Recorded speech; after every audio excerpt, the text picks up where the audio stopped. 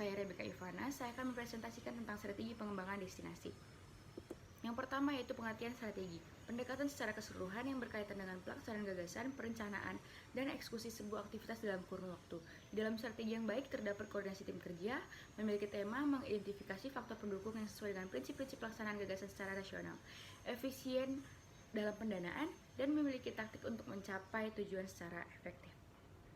Yang kedua yaitu pengertian destinasi pariwisata.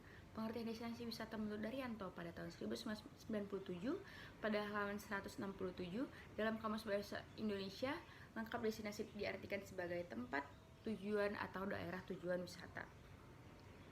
Sementara itu, Tuahino dan Kunut pada tahun 2014 menyatakan bahwa pengertian dari destinasi adalah area geografis sebagai lokasi yang dapat menarik wisatawan untuk tinggal secara sementara, yang terdiri dari berbagai produk pariwisata, sehingga membutuhkan berbagai prasyarat untuk merealisasikannya.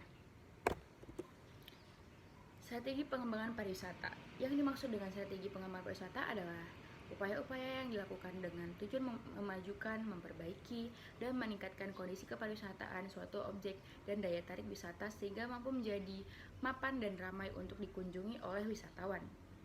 Menjadikan suatu kawasan menjadi objek wisata yang berhasil haruslah memperhatikan faktor-faktor sebagai berikut, yaitu yang pertama, faktor kelangkaan, yakni sifat objek atau atraksi wisata yang tidak dapat dijumpai di tempat lain. Dan yang kedua yaitu faktor kealamiaan, yakni sifat dari objek atau atraksi wisata yang belum tersentuh oleh perubahan akibat perilaku manusia. Dan yang ketiga yaitu faktor keunikan, yakni sifat objek atraksi wisata yang memiliki keunggulan komparatif dibanding dengan objek lain yang ada di sekitarnya.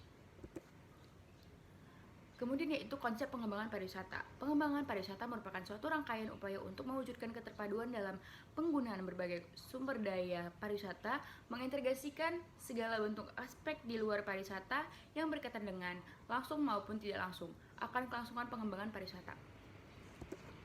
Kemudian yaitu ada analisis SWOT Danau Toba. Analisis yang terdiri dari strengths, weakness, opportunity, and threats. Tujuan analisis SWOT pada strategi pengembangan Danau Toba adalah mencari tahu apa yang menjadi kekuatan, kelemahan, peluang, dan ancaman yang terdapat di dalam sehingga dapat kita cari tahu bahwa cara agar dapat mengembangkan secara maksimal dan meminimalisirkan kerugiannya. Yaitu yang pertama adalah kekuatan dari Danau Toba, yaitu adalah danau terluas dan terdalam se-Asia Tenggara. Dan yang kedua kaya akan kesenian Danau Toba atau budaya Batak Toba.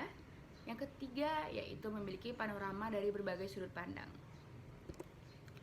Yang kedua ada kelemahan atau weakness, yaitu sulitnya akses infrastruktur menuju Danau Toba dan sampah di pinggir danau.